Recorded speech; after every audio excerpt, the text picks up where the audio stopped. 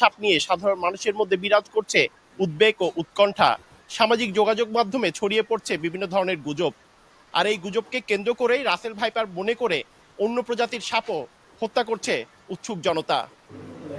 বিষের তীব্রতার দিক থেকে বাংলাদেশের সবচেয়ে বিষধর সাপ চন্দ্রবোরা, যা রাসেল ভাইপার নামেও পরিচিত। কিন্তু দেশে এই সাপের বিষের শতভাগ কার্যকরী কোনো প্রতিষেধক নেই। অনেক ক্ষেত্রে ভারত পরীক্ষা যে সাপ আছে সেই সাপের বিষের এগেনস্টে যদি আমরা অ্যান্টিভেনম তৈরি করতে পারি, তাহলে আমরা বর্তমানে যে অ্যান্টিভেনম ব্যবহার করছি তার চেয়ে অনেক বেশি কার্যকর অ্যান্টিভেনম আমরা পাবো।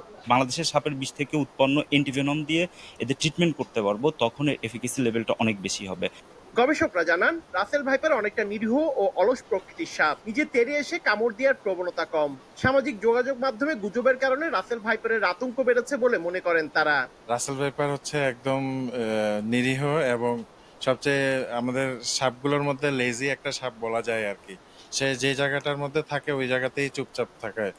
এখন মানুষের সাথে যেটা তার কনফ্লিক্টটা হচ্ছে, সে যে জায়গায় থাকতেছে ওই জায়গায় হয়তো ভুলক্রমে মানুষের পাড়া পড়ে যাচ্ছে বা মানুষ কোনো কারণে ওইদিকে গিয়েছে, যার কারণে মানুষের খেলায় ছড়িয়ে দিচ্ছে। তো সেই ক্ষেত্রে দেখা যাচ্ছে যেই অঞ্চলটিতে আসলে রাসেলস ভাইপারের উপস্থিতি নেই, তখন মানুষ আশেপাশে যে নির্বিষ সাপগুলো আছে যে কোনো সাপকেই মনে করছে যে রাসেলস ভাইপার।